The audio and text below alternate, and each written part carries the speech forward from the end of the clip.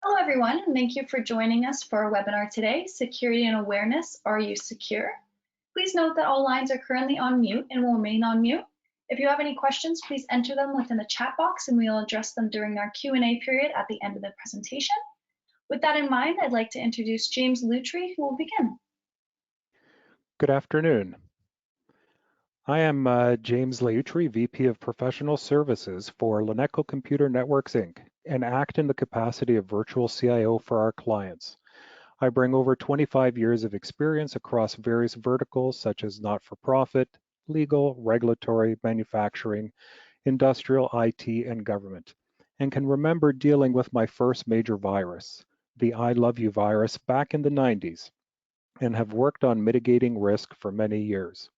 I work to assist in people, process, budget, building and managing infrastructure, mentoring, project management, roadmaps, and organizational transformation. I also conduct security and awareness training for our clients and always love comments such as, "I never knew that," or "That was terrifying, but thanks." I hope you find valuable information from me this afternoon to assist you in mitigating risk and building and strengthening the most valuable resource you can invest in, the human firewall. Like many Canadians, you probably want to take steps to help protect what's yours, like your devices, identity, online privacy, business, family, and home. That's why it's smart to help protect your internet-connected devices and guard your sensitive business and personal information. Criminals and other malicious cyber threat actors, many of which operate outside our borders, take advantage of security gaps, low cybersecurity awareness, and technological developments to compromise cyber systems. They steal personal and financial information, intellectual property, and trade secrets. They disrupt and sometimes destroy the infrastructure that we rely on for essential services and our way of life. I will be taking you through various ways to ensure that you are secure and mitigating risk to help protect yourself against cyber threats in 2021 and beyond. So I'm going to begin with what is security awareness training, followed by threat landscape, and 5 threats, what are they, followed by a Q&A. So what is security awareness training? Well, technology alone cannot protect you from everything. Attackers go where security is weakest. People, a link in the chain and the last and first line of defense. Security awareness training is essential to reducing cybersecurity risk. Cybersecurity awareness is for employees, business owners, parents, kids, seniors, everyone. Reminder, many tips that keep you safe at work will also keep you safe at home. The average cost of a data breach for Canadian companies in 2020 was $6.35 million. The main source of breaches are compromised employee accounts and cloud computing. Mitigating your risk is essential to avoiding fines resulting from violations, to the increasing complexity of compliance standards being enforced, and human error. Put resources into training your staff to recognize phishing scams and to practice good cyber hygiene. Training and sound cybersecurity policies can fill in the gaps where technology often fails. When it comes to being cyber resilient, it's not just about the technology, it is the people. Trying to keep up with cybersecurity can seem overwhelming. A good first step is putting in place a security awareness program. A security awareness program can be very simple and readily developed by you or with the assistance and support of your managed service provider. It should start with basic training for staff. Over time, it should expand to include updates and reminders on policies, standards, and best practices. Your security awareness plan can include a regular scheduled review to update existing security measures for your business, including adopting new means of protection, both software and hardware as needed. Training and educating personnel is vital to having a strong cybersecurity system in place. Choose topics that are simple, focused, and concise. Key messages should be repeated, but it is important to engage with personnel in multiple ways to avoid having your messages ignored. For example, spam advice could be reinforced through emails, posters, and staff meetings. You could even supplement this with periodic quizzes, contests, and rewards to keep employees interested and involved. Security awareness training is now being added as a question on most cyber insurance policies. So, why does it matter? Well, cybersecurity is safety. Security. We must protect our computers and data in the same way that we secure the doors to our homes. Safety. We must behave in ways that protect us against risks and threats that come with technology. Security. The way in which we protect access to our computers and information. Example, antivirus software, firewalls, etc. And safety, the way we behave while using the internet, such as safe email behavior, safe software downloading, etc. Cyber attacks cause the most security incidents, accounting for 31% of all publicly recorded ones. When it comes to the leading cause of breach records, internal errors top the board, causing 83% of them. Internal errors are frustrating for employers who have no one to blame but themselves. It's their responsibility to educate staff on the security risks they might introduce and to show them how to avoid costly mistakes. Users must be aware of the threats that exist in order to properly detect and prevent them. You should care because it can affect your business, reputation, and your bottom line. So, what kind of threats are there? Well, there are many attack vectors, including phishing, vishing, even smishing, and ransomware, crypto hacking, and many more. 1 in 50 URLs or websites that you go to are malicious. Nearly 1 in 3 phishing sites use HTTPS to appear legitimate, and 90% of the malware businesses and individuals encounter is delivered by email. Most breaches involve phishing and using stolen credentials. So nobody wants your data. Well, 43% of all cyber attacks target small businesses. Some other quick facts. 76% of people will use the same password or a simple variation for multiple systems and sites. But people know better, right?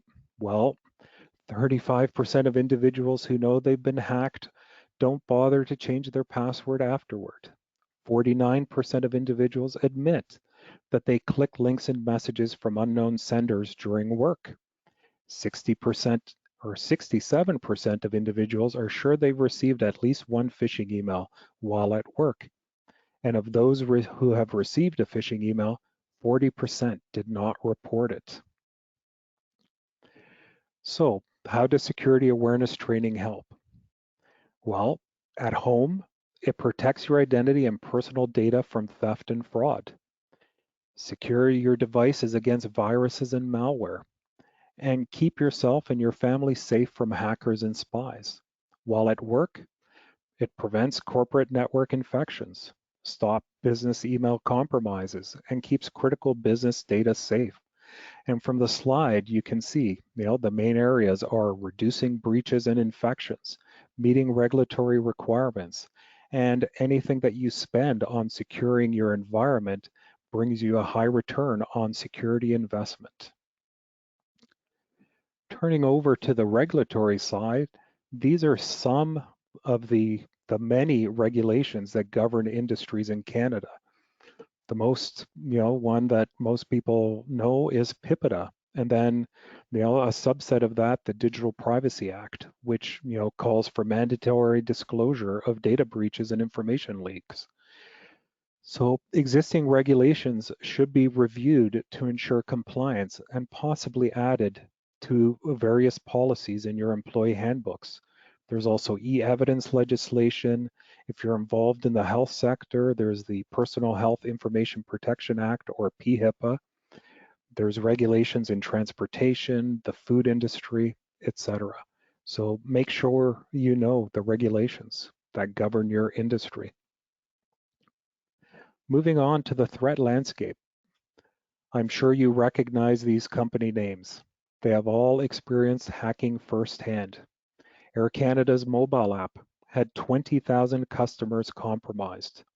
Bank of Montreal, CIBC, and Scotiabank suffered data breaches in May of 2018, which affected 25 million customers. The city of Cranbrook was hit with ransomware, and the price tag was $120,000. A former employee from Island Health has been linked to a privacy breach at Nanaimo Regional General Hospital, affecting 102 people. Natural Health Services Ltd. had a breach that affected 34,000 people. And the list goes on and on. You know, one of the more recent ones on February 18th of 2021 in the US, the California Department of Motor Vehicles, their DMV, alerted drivers they suffered a data breach after a billing contractor, and automatic fund transfer services was hit by a ransomware attack.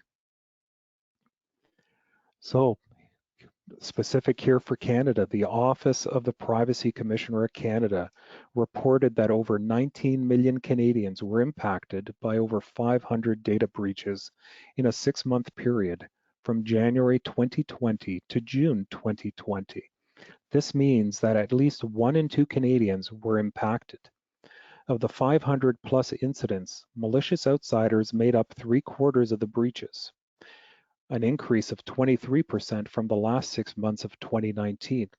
However, this source accounted only for 13% of all stolen, compromised, or lost records. Accidental loss accounted for 18%, malicious insiders for 8%, and both state-sponsored and unknown account for less than 1%, with 1 incident each. And while malicious insider attacks only made up 8% of all breaches, the amount of records compromised was 20 billion, which is an increase of over 4,000% from the previous 6 months. Geographically, North America still makes up the majority of all breaches and the number of compromised records, both over 86%. So, with the coronavirus remaining a public health emergency for the time being, an increasing number of reports indicate that cyber criminals continue to exploit the pandemic for malicious purposes. In an effort to help individuals know how to spot phishing scams, I would like to offer a few tips based on common practices and tactics that cyber criminals use to take advantage of unsuspecting victims. Phishing and other social engineering attacks are only increasing in frequency and, unfortunately, sophistication. However, there are a number of common indicators of a phishing attack. Knowing what to look for goes a long way to protect yourself against attacks. If you spot any of the following tip-offs, proceed with caution. Typos, personal information requests, too good to be true offers, scare tactics, mismatched URLs, questionable senders, and many more. Spear phishing is effective because phishers create emails that seem genuine. They contain company logos or trademark information. The subject line is relevant. The message is pertinent. Given readers' desire to trust, it is easy for them to believe that these emails are legitimate and click on the links or open the attachments. So what is phishing? It's a type of social engineering, the use of emails that appear to originate from a trusted source to trick a user into entering valid credentials at a counterfeit website. Typically, the email and the website look like they are part of a trusted organization with whom the user is familiar. So here's an example of some phishing email in regards to CREB and CESB payment scams. Well, the government will not reach out by text or email to ask you to apply for the Canada Emergency Response Benefit or the Canada Emergency Student Benefit, and they will not notify you by text or email that you've received a payment. Applying for the CERB and CESB is free, and there's only 2 ways to apply: online directly on the Government of Canada website or by telephone. So beware of fraudulent emails, texts, or calls about repaying the Canada Emergency Response Benefit or repaying the Canada Emergency Student Benefit. there are official ways to make a repayment. So this chart is a little bit outdated, but as of the 25th of March 2020, there were close to 100,000 websites that were registered for criminal activity that were pandemic related. So as the example there, id-covid19.com, don't go there, or any of those sites. So phishing, we've all come to expect this type of email. Someone is phishing for your information, personal details they can use for identity theft. So there's clone phishing, is when a copy of an email from within your inbox is made to look more authentic or more familiar when they're asking for something that would not normally alarm you. Spear phishing is targeted at someone specific or a specific business, and whaling is targeted directly at a CEO or the C-suite. Again, phishing is the attempt to obtain sensitive information, such as usernames, passwords, credit card details, and indirectly, money, often for malicious reasons by disguising as a trustworthy entity in an electronic communication. Common phishing scams attempt to use coercion or scare tactics to get you to enter your username and password into a phony website, such as a required action as part of a system or quota upgrade, a required action to prevent email closure, a trusted vendor, such as a fake Dropbox or Google alert, or a legitimate banking alert. Once they have your password, phishers use your account credentials to send more phishing messages, change financial account information, or redirect checks and deposits. It's crazy what's going on there. So how does it work and what to watch out for? So email may come from someone in your organization or an institution, such as your school, bank, Amazon, or other e-store, a courier service. Fake website looks identical to the original, copied logos, graphics, etc. Attachments can download and install keyloggers, take control of your camera, and ransomware. And if a mobile device has GPS location turned on, the cyber criminal can follow you. So here are 5 ways to spot phishing attacks. The email asks you to confirm personal information. Often an email will arrive in your inbox that looks very authentic. Whether this email matches the style used by your company or that of an external business such as a bank, hackers can go to painstaking lengths to ensure that it imitates the real thing. However, when this authentic looking email makes requests that you wouldn't normally expect, it's often a strong giveaway that it's not from a trusted source after all. Keep an eye out for emails requesting you to confirm personal information that you would never usually provide, such as banking details or login credentials. Do not reply or click on any links. And if you think there's a possibility that the email is genuine, you should search online and contact the organization directly. Do not use any communication method provided in the email. 2. The web and email address don't look genuine. It is often the case that a phishing email will come from an address that appears to be genuine. Criminals aim to trick recipients by including the name of a legitimate company within the structure of email and web address. If you only glance at those details, they can look very real. But if you take a moment to actually examine the email address, you may find that it's bogus, intended to appear authentic.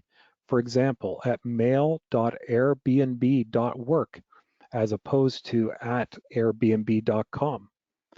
Malicious links can also be concealed within the body of an email, so often alongside, genuine ones. Before clicking on links, hover over and inspect each one first.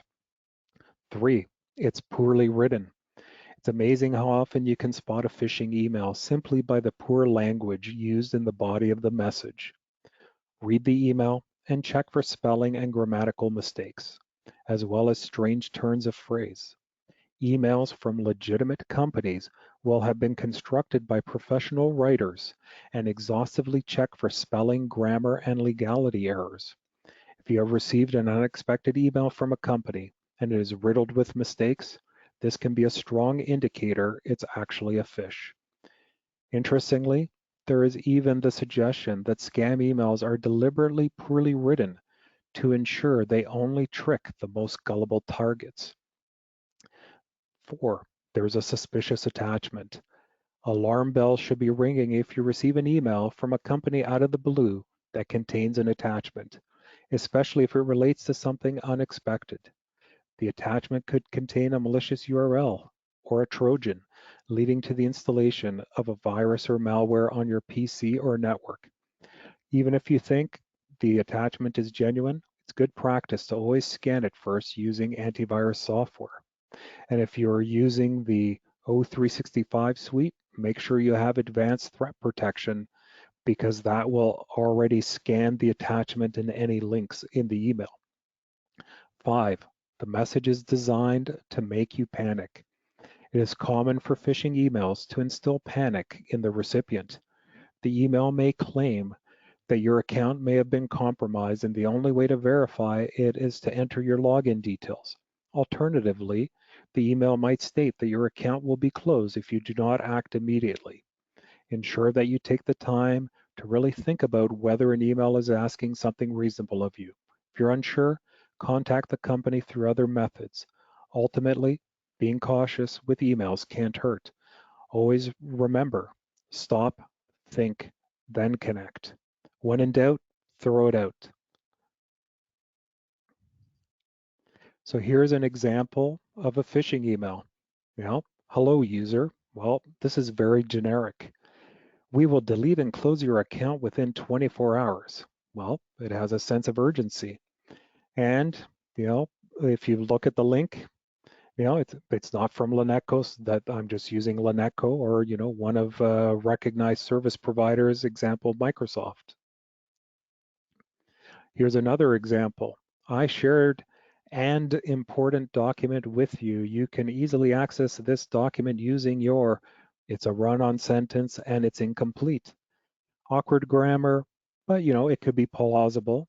And the signature was authentic, including address, phone number, email, etc. So, be careful. Here are a few other examples. The email address is not related to webmail. Always check the from address of the messages. Message, with the wrong quota. Most IT companies or even your internal IT will never ask for any of the information for any reason. PayPal, fake sender domain, paypal-australia.com.au. Well, it's really paypal.com.au. Suspicious subject and content, bad grammar, hovering the link, reveals a suspicious URL. And this one here, both of the address resolved to the correct domain, have both Microsoft and Lanetco been hacked? No, it hasn't, because what happens in a lot of these, all of the information is copied, and then when they send it out, they just put that information like security@microsoft.com or IT@lanetco.ca. It's very easy to forge these. Again, the greeting is, very generic, looks like it's a mass mail out, and hovering over the link shows both of them resolved to somewhere else other than they should be. Two-factor authentication, or 2FA, is one of the best ways to protect your personal or financial information. When you log into a site, say your online bank or credit card provider, you'll have to provide your username and password as usual.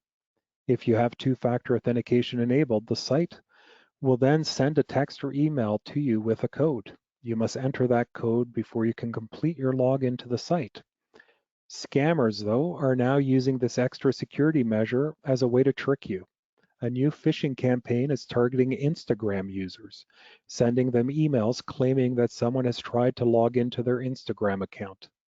The email asks recipients to sign into a site that is supposedly run by Instagram. Of course, it's not.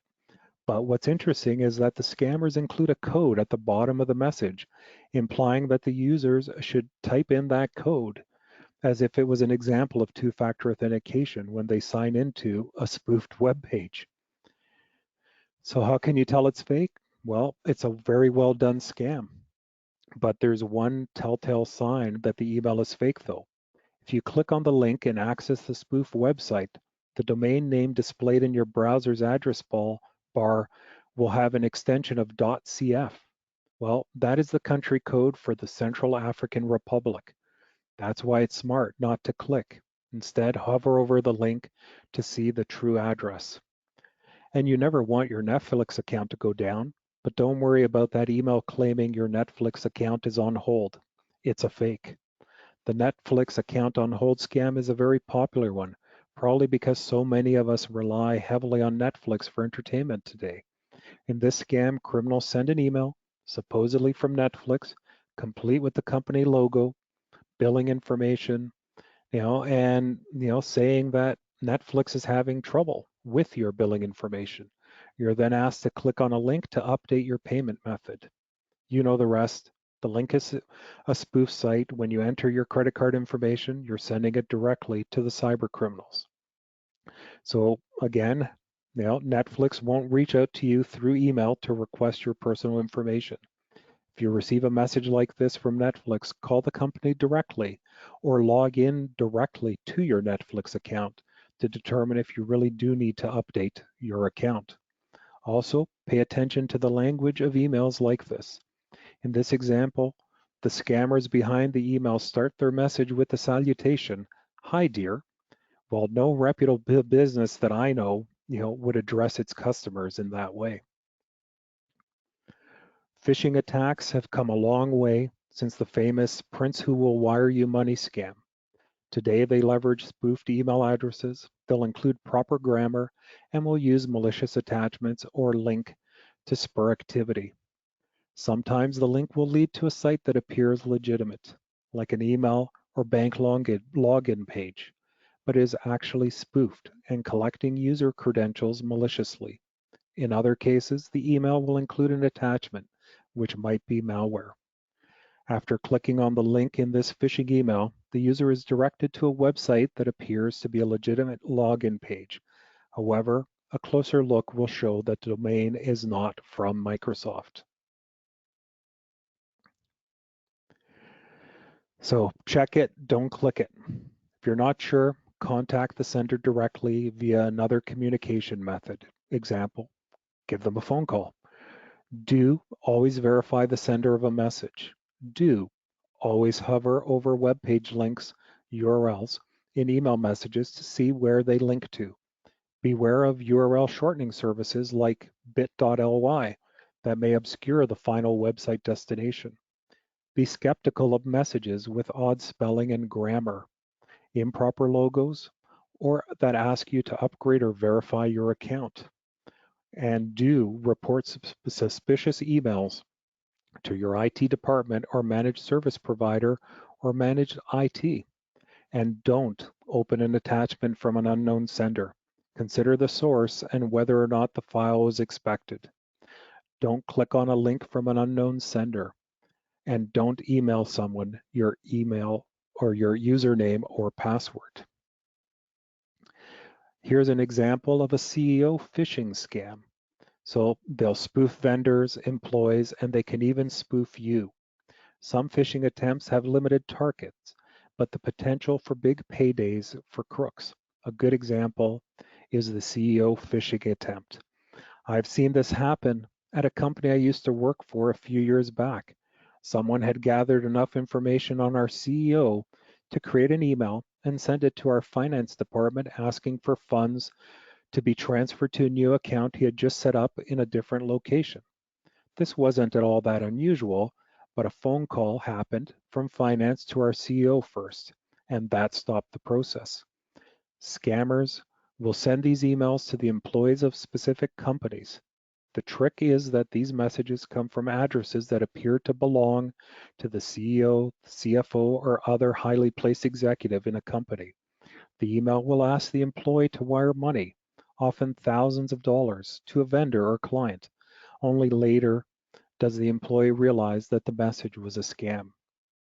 So how can you tell it's fake? CEO phishing emails are often sophisticated. You can look for misspellings or grammatical errors, but you might not spot any. You can check the email address of the sender too. Often it will be similar to the company's email format, but with a slight difference. The biggest clue, though, that these messages are fake? Wouldn't your company's CEO or CFO ask you in person to send large sums of money and not rely on sending such an important request through email? If you do get one of these messages, no matter how legitimate it looks, contact the person who purportedly sent it. Make sure that the executive sent the email and that a savvy scammer isn't trying to steal from your company. Again, be careful. Look at the URL you're asked to click on. Hover over it. Look at the email address the email came from. Do you know the person? Are you expecting something? Call if you're questioning it. Sextortion. This is a phishing example. Your dignity is ransomed. It's also known as extortion phishing. The email claims to have video evidence of personal embarrassment or illegal activity. A stolen password you use is included as proof, then demands payment or copies are sent to your contacts in 24 hours. If you get one of these, delete it right away, ignore it, it's all fake. So don't be a fish. Email attachments should be opened only from trusted senders. If you're not expecting an email attachment from the sender, it's a good idea to call and confirm before opening the attachment. Spam email often asks for sensitive information. Links in email. Never click on the link in an email attachment, except only when you're expecting it. If you're not expecting an email link from the sender, it's a good idea to call and confirm before clicking the email link. If you hover the cursor over an email's web link description, the link should be displayed on the bottom of the browser. Make sure both of them match. Trustworthy web pages. Software download should only be done from trusted websites like Microsoft for Windows updates and Office application updates. Avoid downloading and using freeware or shareware, since most of them don't come with technical support or full functionality and can contain malware. Ransom worms. Well, they work equally well on 1 or 1,000. It can contain ransomware, locks you out of your data. Monetary ransom gets it back. So ransomware is a newer type of malware that encrypts documents, pictures, and other files, making them unreadable. The attacker then holds the decryption key for ransom until you agree to pay money, usually through an untraceable method such as Bitcoin or other digital currency. Ransomware assumes that you'll pay to recover your files. If you back them up regularly, you may have no need to pay the ransom, which in many instances can put you in jeopardy for potentially aiding and abetting a criminal or terrorist organization. So again, what is a ransomware? It's an independent program that replicates itself and sends copies from computer to computer across network connections. Upon arrival, the worm may be activated to replicate. Worms are more sophisticated viruses that can replicate automatically and send themselves to other computers by first taking control of a certain software program on your PC, such as email. From the news, it can seem that only large businesses and major institutions are at risk. The reality, small businesses tend to be very transactional and are highly vulnerable to disruptions in business activities. They also have fewer resources to draw on to prepare for and recover from a cybersecurity incident. Cyber criminals are developing more sophisticated attacks, while individuals and enterprises need to be more proactive in security practices. Ensure that you have a plan in place, as well as policies to mitigate these risks. You also need to have a plan on what to do after an attack or breach. Did you know that if you have a breach, that there is a mandatory disclosure of data breaches and information leaks as part of the Canadian Data Privacy Act and fines for non-disclosure?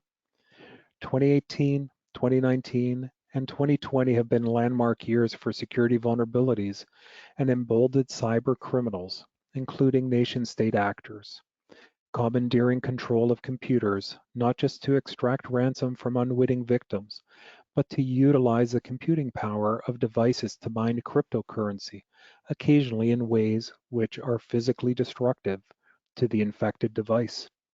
With COVID-19 and more remote workers, there has been an increase in attacks.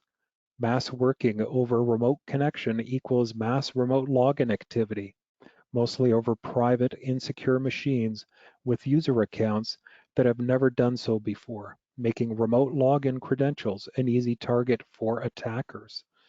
With the number of ransomware attacks having taken place over the past year being higher than last year, it's unlikely that this will slow down in 2021. It hasn't. In late August 2019, there was a coordinated attack of 23 Texan towns, hitting the municipal offices of 23 different communities in Texas. As you may have heard on the news, the Colonial Pipeline cyber attack with a ransom of $4.4 million, which ended up halting systems for its 5,500 miles of pipeline after being hit by a ransomware attack. How did it happen? Well, one compromised password with 2FA MFA disabled for a VPN connection. So it only takes one person to not have that 2FA in place and you can get compromised. WannaCry, still spreading back in January 2021. And this all started back in 2017. It started in Europe, many copycat versions, over 400,000 global victims, mostly Windows 7 computers. So if you're still running Windows 7, time to switch those out. And so far to today's date, over $4 billion in losses. So your data's ransomed. Well, backups are your best friend. And something new that has occurred is double encryption. You pay one ransom and then are confronted with a second ransom, either from the same group or another one. And a lot of these hacking companies, or whatever you want to call them, they're currently seeing how effective and profitable this scheme is. So, email attachments, stop and think before you click. Do you recognize the sender? Are you expecting the attachment? Is it normal for that contact to send attachment? Macros, step 1, don't do it. Step 2, see step 1. And this can also be found in downloaded files also. So crypto hacking and crypto jacking. So crypto jacking is an attack that uses scripts to mine cryptocurrencies within browsers without your consent. Crypto jacking attacks may involve loading cryptocurrency mining software onto the victim's system.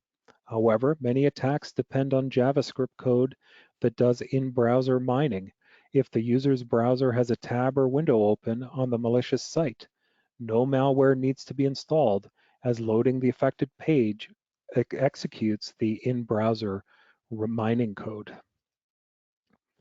From this display here, you can see that a few days ago, one Bitcoin was worth $47,273 Canadian, and it's been up over $46,000 over the past 5 years.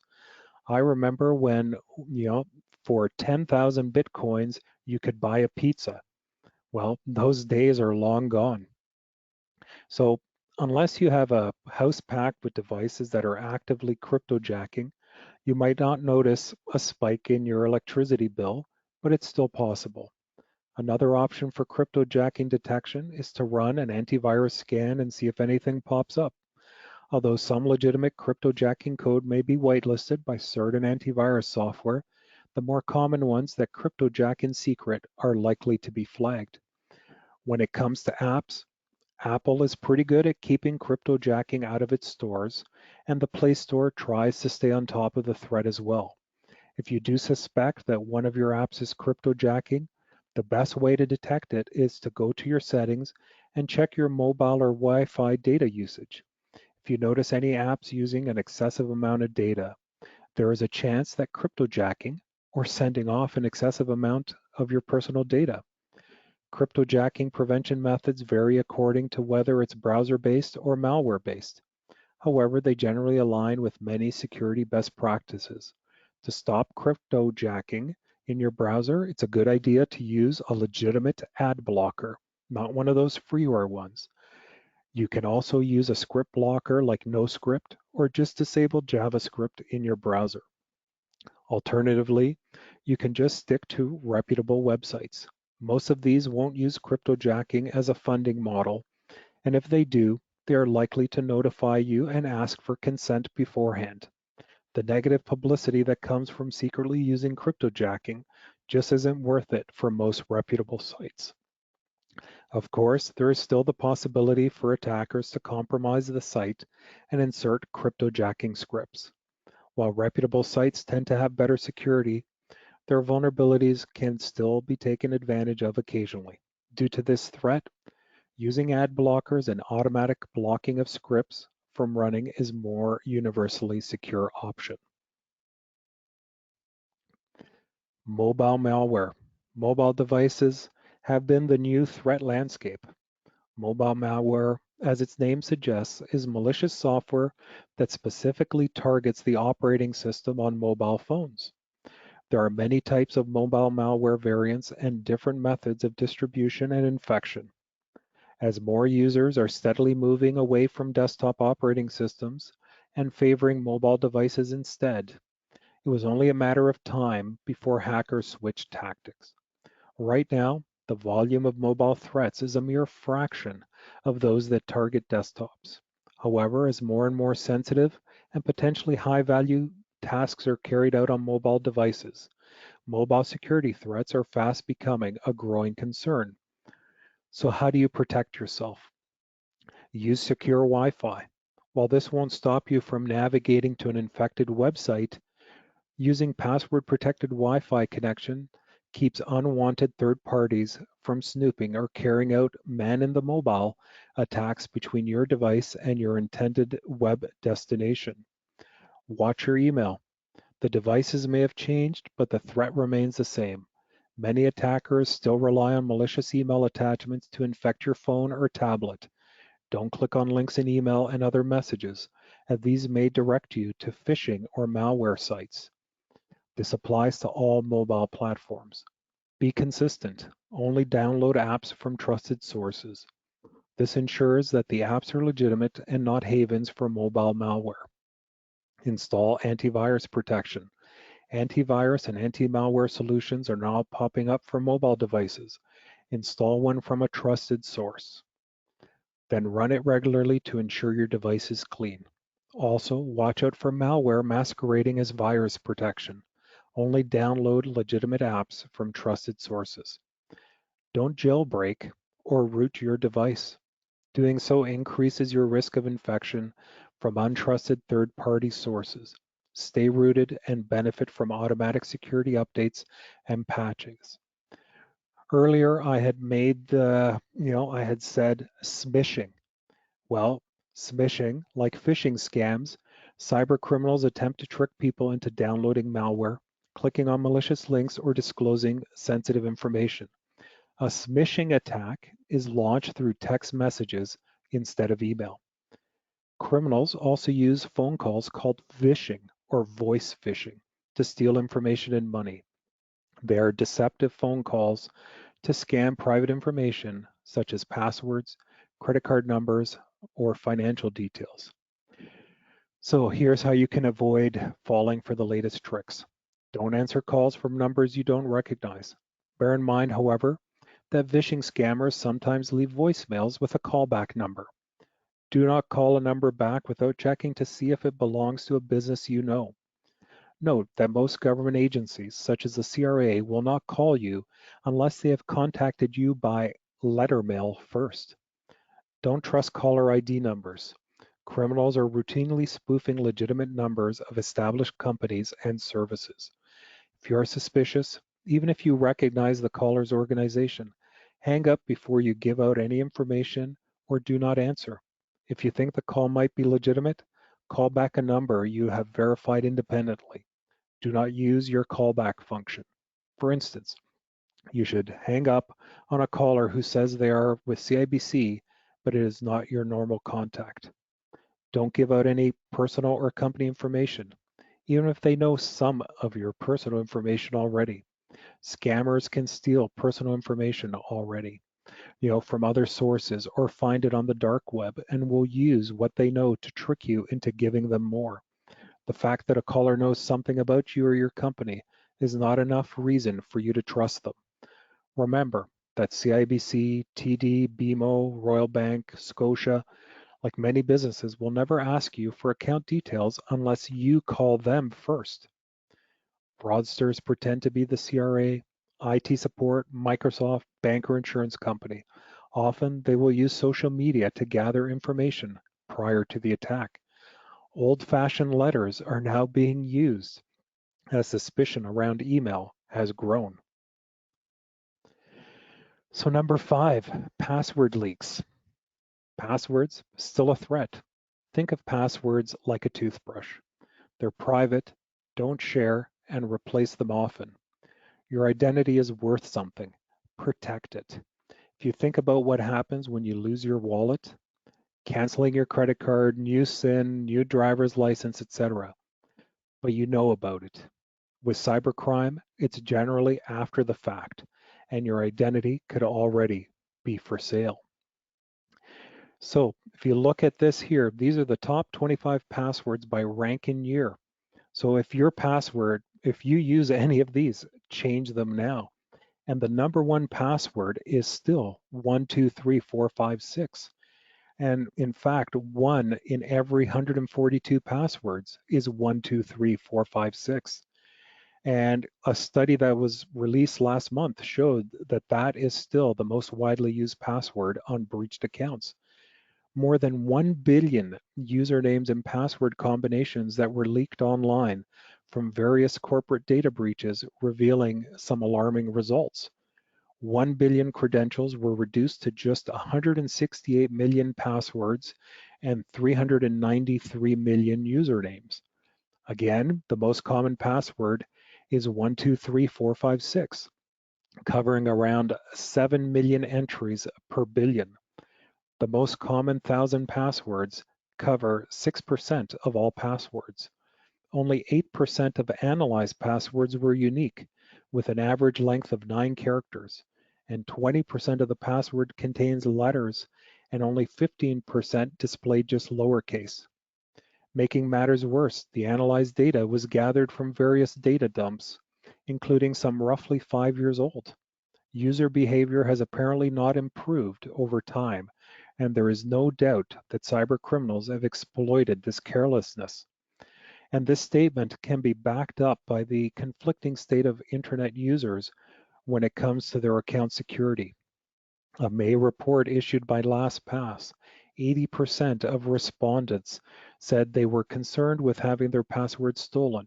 However, 66% of the participants use the same password on their online accounts, and 53% have not changed their password in the last 12 months.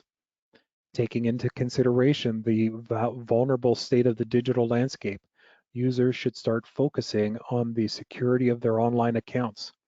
It might be time confusing for some, but can you put a price on your account privacy and safety of personal information? So this big staggering number of over 15 billion, well, that's the number of passwords leaked as of June 2021. Just recently, on June the 8th of this year, over an additional 7 billion unique passwords and username combinations were released on the dark web.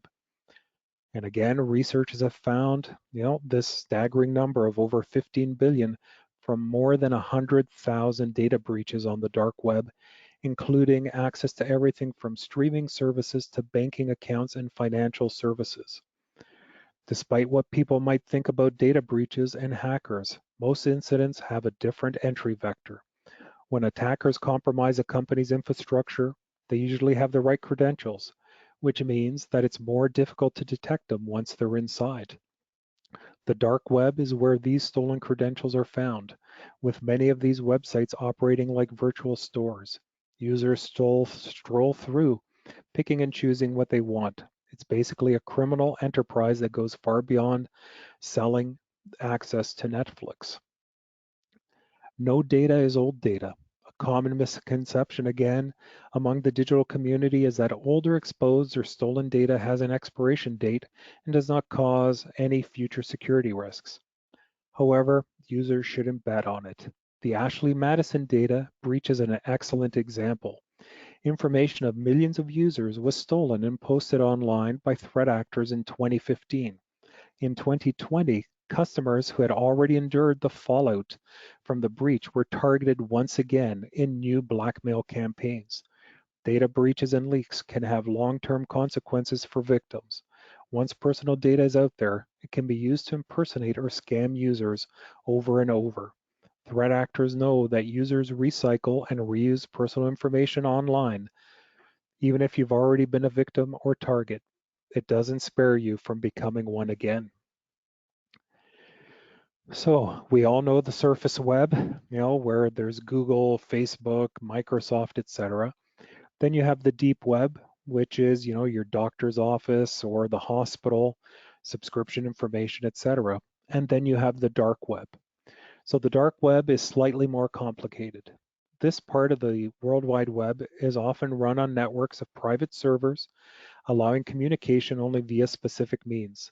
This enables a high degree of anonymity and makes it difficult for authorities to shut down. Unfortunately, this has led to dark web to become a place where many illegal activities take place.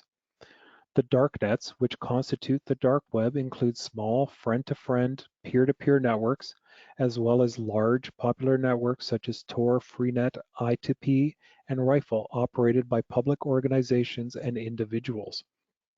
Users of the dark web refer to the regular web as ClearNet due to its unencrypted nature. The Tor dark web or onion land uses traffic anonymization technique of onion routing under the network's top-level domain suffix of .onion. If you've ever heard of cybercrime, you'll probably know that the cyber criminals of today are after more than just money. They take literally anything of value, which means credit card information, personal information, and more. All of these things are commodities on the dark web to be bought, sold, or traded. Aside from that, there are also business dealings that are illegal and can't be conducted on the surface web.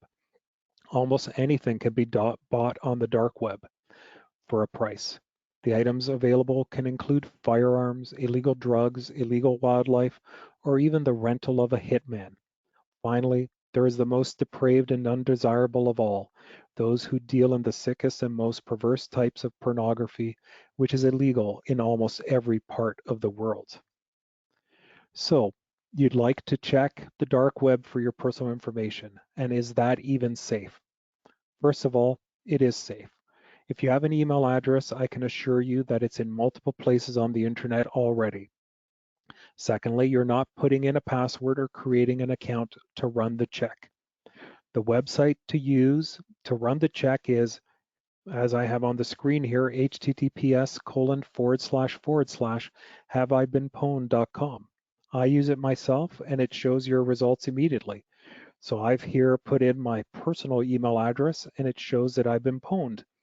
So what to do if you've been pwned? First, reset the password for your email accounts and any other online accounts where you use your email address to log in. Second, when you create new passwords, you should create strong passwords and check your bank and credit card accounts for fraudulent activity.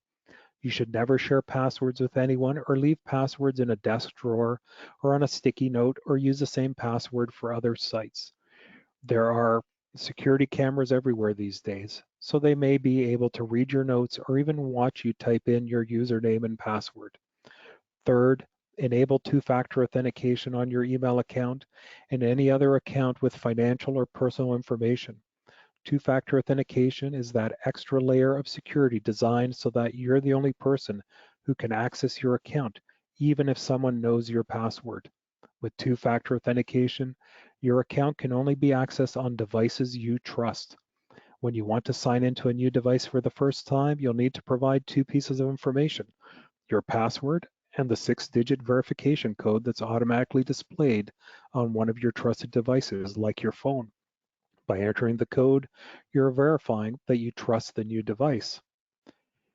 So here is an example of my work email address. Good news, no pwnage found. And that is how everybody's work email address should turn up, because you should not be using your work email account for Facebook or any other sites like that. And you may ask, how can I manage and create all of these unique passwords? I can't remember them all. I personally use LastPass to manage my passwords and generate new passwords when necessary. If you use Dropbox, the paid version, they have a password manager as part of that product. If you're using Google Chrome or Microsoft Edge to manage your password, that's okay, but I would recommend that you have two-factor authentication enabled on your Google account when you access passwords.google.com. On the business side at Lanetco, we use Passportal. So minimum length 12, all characters. You can make it easy to read. It's an excellent program. If you use Google to store passwords for websites, please run the password checkup. It will check the dark web for any compromised passwords and let you know of reused as well as weak passwords. And from this example here, you go to the password manager at passwords.google.com. You go to password checkup, check passwords.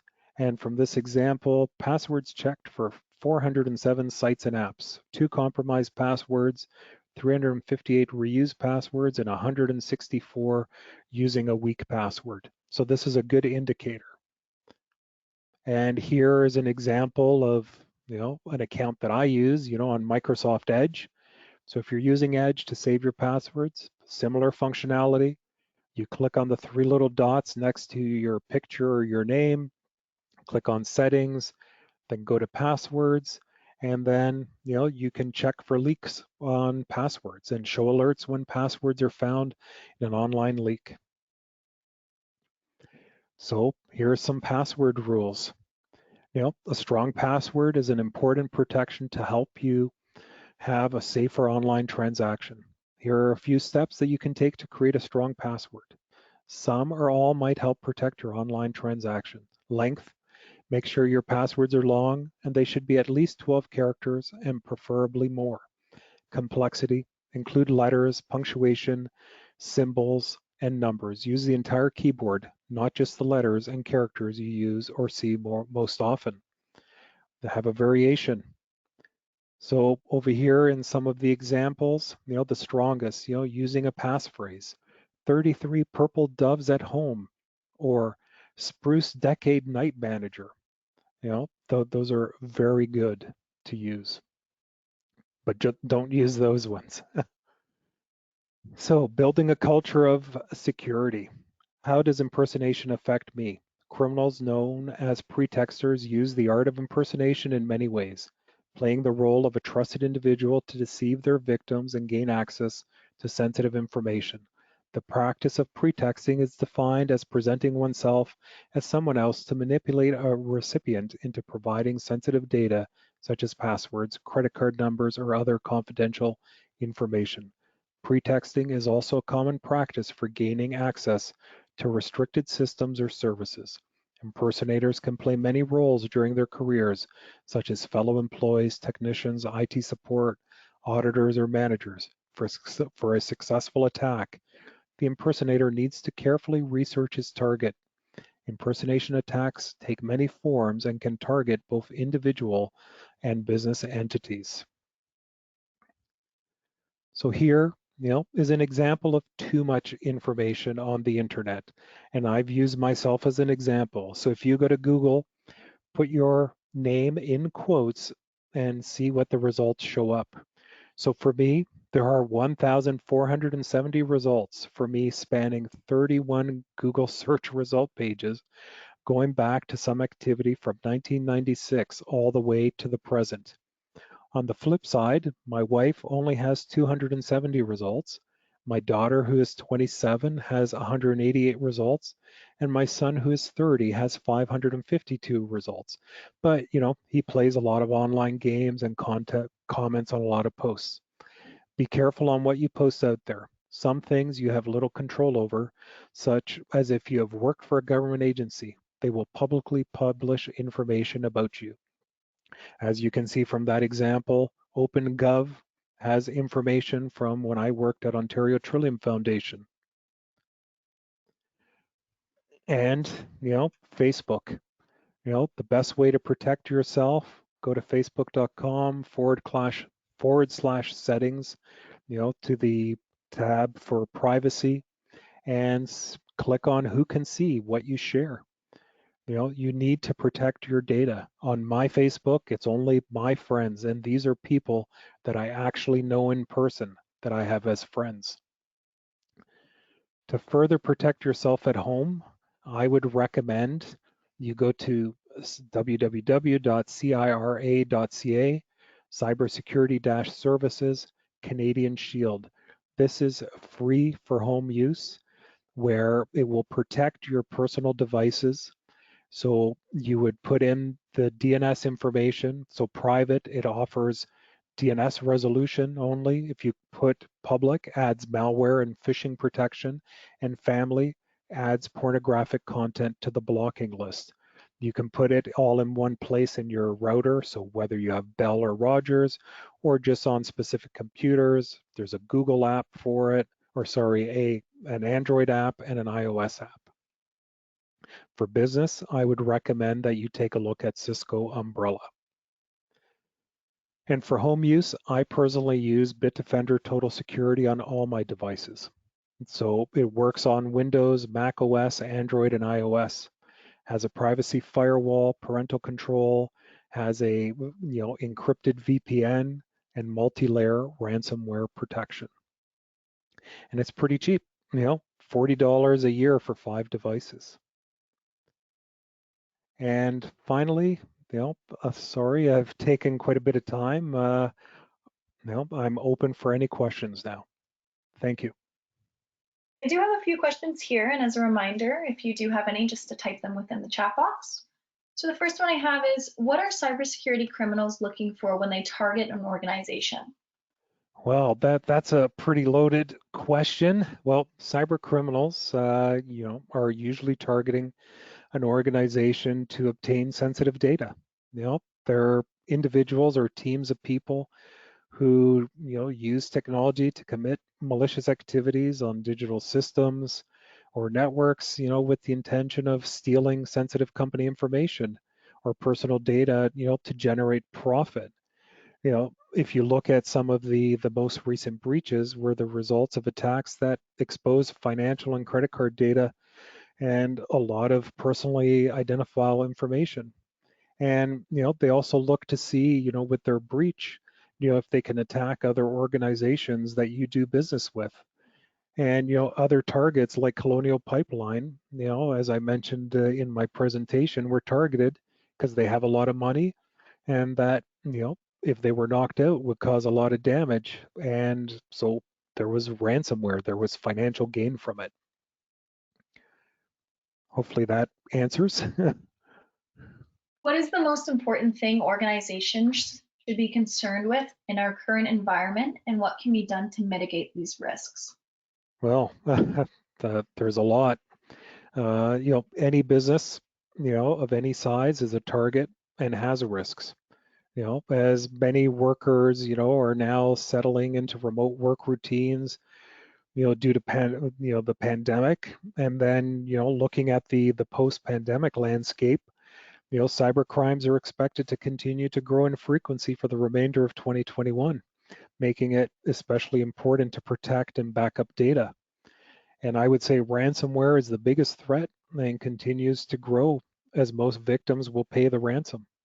All organizations of any size, should get a vulnerability assessment at least once per year, have up-to-date antivirus, anti-malware, anti-phishing, endpoint detection and response, ensure proper controls are in place to mitigate risk, such as password policies and enforcement, of 2FA, policy awareness, security and awareness training, backups, and have a plan, including, what to do if something happens and how to respond.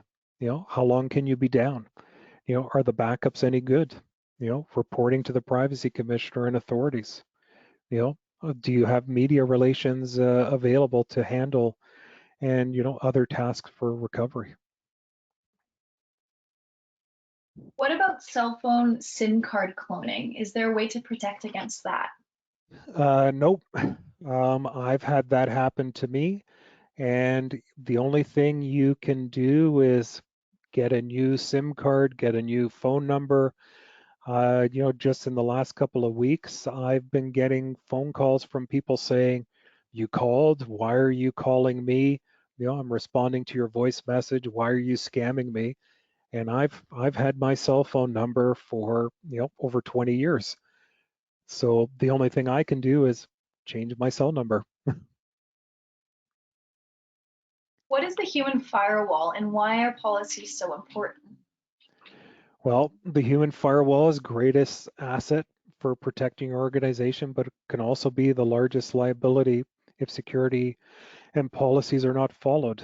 What people really mean when talking about the human firewall is the ability to train employees well enough that they help secure the network. So much like a regular firewall that's hardware and software, the human firewall is people, and a team of well-trained employees will also protect your business network. And the majority of major attacks on corporate networks recently were due to some form of employee negligence, such as not using or disabling 2FA.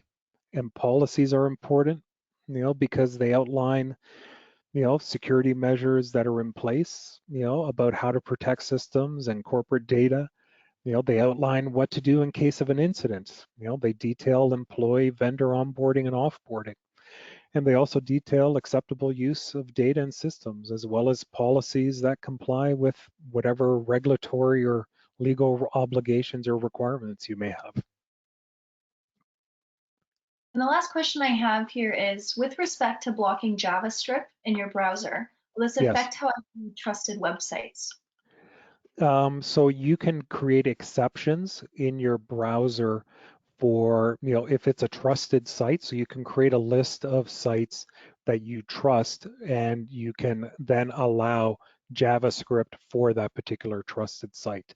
So it's not a blanket policy that you're doing, whether you're using Google or Opera or MS Edge. You can create a list of trusted websites that have a different policy, for no JavaScript than you do for untrusted sites. That does look like that's all the questions that we have. So with that being All right. said, I'd like to thank everyone for taking time out of their busy day to attend, as well as you, James, for presenting. Thank you. It was my pleasure. Hopefully, people have gained some insightful information from this presentation. And please note that everyone will receive an email with the recording when it becomes available. I hope everyone enjoys the rest of their day.